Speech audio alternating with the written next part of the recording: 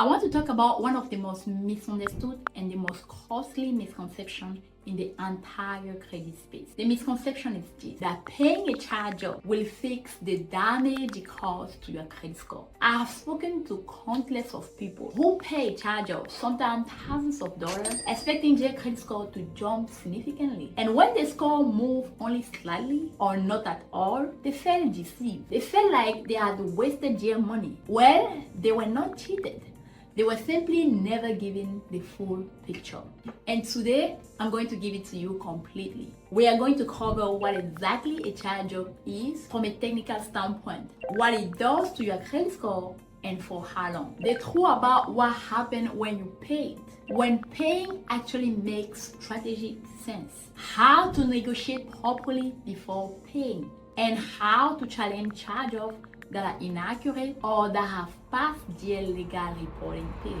Hi, if you're new here, my name is Therese, founder of America Credit Care. Welcome. This is one of the topics where having the right information before you make a financial move can save you hundreds of thousands of dollars. So pay attention. Let's start with what a charge-off actually is. A charge-off is an accounting or tax designation that a creditor applies to a debt after the borrower have failed to make required payment for a sustained period, typically 120 and 180 days, which approximately is 4 to 6 months. At that point, the creditor decides from business accounting perspective that the debt is unlikely to be collected. They write it off as a loss on their books. This allows them to claim the debt as a bad debt deduction on their taxes. Here is the critical distinction that most people miss completely. A charge-off is an internal accounting action. It has nothing to do whether you still own the money. You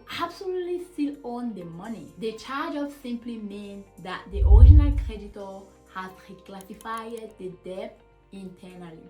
After charge-off the debt, a creditor has two primary actions. Number one, they can continue attempting to collect the debt themselves through their own collection department. Or, and this is far more common, they sell the debt to a third-party debt collection agency, typically at a fraction of the original balance. A collection agency might pay 3 to 7 cents on a dollar to purchase the debt, then attempt to collect the full original amount to you. This is why charge-offs so frequently come with subsequent collection accounts. The original creditor charge off the debt. The original creditor charge off the debt. You now have a charge-off on your report from the original creditor. The collection agency buys the debt. You now also have a collection account from the collection agency. Two negative items on your report from one unpaid debt. Now, here's what a charge-off does to your credit score. A charge-off is one of the most damaging items that can appear on your credit report. Understanding the mechanic of that damage can help you think about how to approach it strategically. When a charge-off first appears on your credit report, the score impact can be severe. A loss of 75 to 100 or 50 points or more, depending on your overall profile. Accounts do not charge off suddenly. 30 days late, 60 days late, 90 days late, each of which was already hurting your score before the charge-off formally appeared. By the time the account is marked as charge-off, your score has typically already absorbed significant damage from the progressive late payment. The charge-off itself adds to that cumulative damage. Another way a charge-off impacts you is the reporting period. A charge-off can remain on your credit report for 7 years from the date of the original damage, not the date the collection agency acquired the debt. This distinction about the date is critically important because it's frequently misused by collection agencies. A collection agency might purchase a debt and report it as a new account with the recent date, making an old date reflecting fresh and resetting what appeared to be a new 7 years clock. This is illegal under the FCRA, the Fair Credit Reporting Act. The clock starts at the original delinquency date, not at any subsequent transfer or sale of the debt. Now, how does the impact change over time? The damage from a charge-off is not static. It reduces over time as the item ages. A charge-off from 1 month ago have a dramatically larger negative impact change compared to a charge-off from 5 years ago.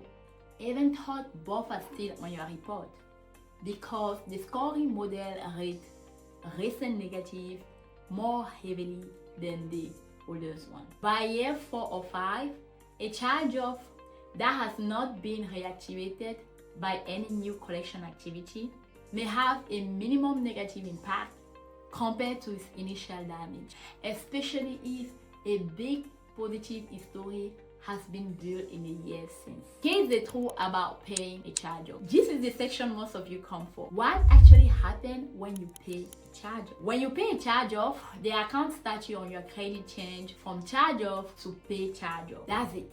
That is the entire change. The account does not disappear from your report. The 7-year clock does not reset from the payment date. The negative history associated with the account does not get erased. The account continues to report as an historically negative account. It simply now shows that the outstanding balance was eventually paid. In most cases, the score improvement from paying the charge-off and changing the account statute is not significant. Often, this is why people are shocked when they write a check for $2,000 and GS score moved by 8 points. The payment changed the statute, but it did not change the underlying history. Why paying still matters in specific situations? If paying produces only a small score improvement, why pay at all? The answer depends entirely on what you are trying to accomplish and what timeline you are working with. Mortgage applications are the clearest case where paying an unpaid charge-off is often necessary regardless of the score impact. Mortgage underwriter conducting manual review of your credit profile frequently require that all outstanding debt, specifically charge-off and large collection, be settled before they can approve you for a loan. The FHA, Fannie Mae, and Freddie Mac all have guidelines about outstanding derogatory account. If you are planning to apply for a mortgage, you might be required to pay outstanding charge-off as a condition for approval, even if doing so does not dramatically improve your credit score. Auto lender or sometimes other lenders also sometimes require resolution of outstanding charge-off, particularly if they are from the same type of creditor they are. A car dealer lender may require you to settle an outstanding auto loan charge-off before approving a new loan. Before you make any payment, do not forget about the negotiate first rule. Here's the most important practical guidance I can give you about charge-off. Before you pay any charge-off or collection, negotiate. Contact the creditor or collection agency and ask for a pay-for-delay arrangement. This is an arrangement where, in exchange for payment, the creditor agrees to remove the account from your credit report entirely rather than simply updating the statute. If you can get a pay-for-delay agreement in writing, paying becomes dramatically more valuable because instead of a pay charge-off remaining on your credit report for the rest of the 7 years window, the entire account is removed. Not every creditor will agree to pay for delay. The 3 major credit bureaus have policies against it in their agreement with data furniture. But collection agencies specifically sometimes will agree. But collection agency in particular sometimes will agree, especially on older debt where they purchase the account in steep discount. Never pay a charge-off or collection based on a verbal promise. Get the pay for deletion agreement in writing before any payment is made. Now, how to challenge charge-off properly. Paying is not your only option, and in some cases, it's not even the right first option. Before you pay for anything, assess whether the charge-off can be challenged. Any inaccurate information on your credit report can be disputed. Charge-offs are frequently reported with errors, wrong balances, wrong original reporting dates, Home creditor information. If you find errors on how the charge-off is being reported, dispute those specific inaccuracies with the credit bureaus. When the data furnisher cannot verify accuracy of specific item being disputed, the credit bureaus must correct or remove the item from your credit report. Even if underlying debt is real, inaccurate reporting gives you a legitimate basis for disputes. Another way to remove it is when the charge-off past their legal reporting period. If the charge-off has been on your report past the 7 years mark from the original reporting date, and this happens more than people realize, either through errors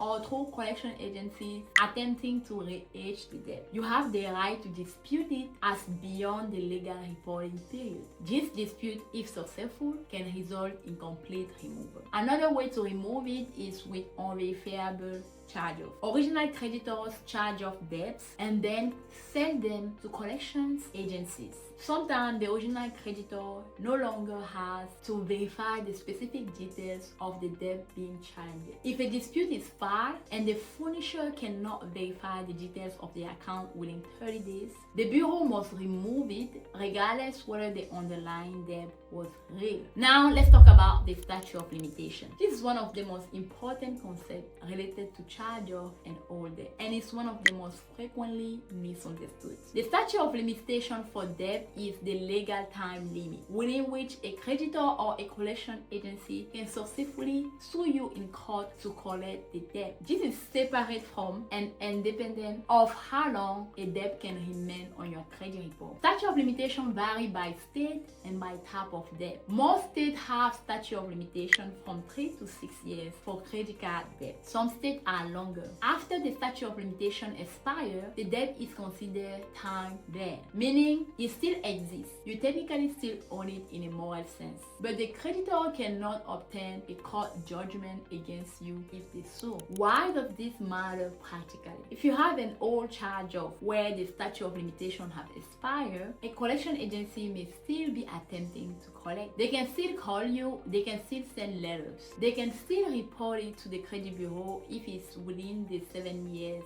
reporting windows. But if they sue you, you can raise the statute of limitation as the defense, and the lawsuit will typically fail. Here's a critical warning. In many states, making any payment on a debt that has passed the statute of limitation, even a very small payment, can restart the statute of limitation clock. A $10 payment on a 5 years old debt that has passed the statute of limitation can give the collector another full statutory period to sue you. This is why you must know your state statute of limitation before making any payment on an old charge-off or collection. The decision to pay should be made strategically based on your specific situation, the age of the debt, your state laws, and what you are trying to accomplish, not based on fear or pressure from the collectors. All debt decisions require real strategy, and that's exactly what America Credit Care is built for. Here is what happens when you book a section with us. We pull your full credit report. We go line by line through every item that is hurting you. Every collection,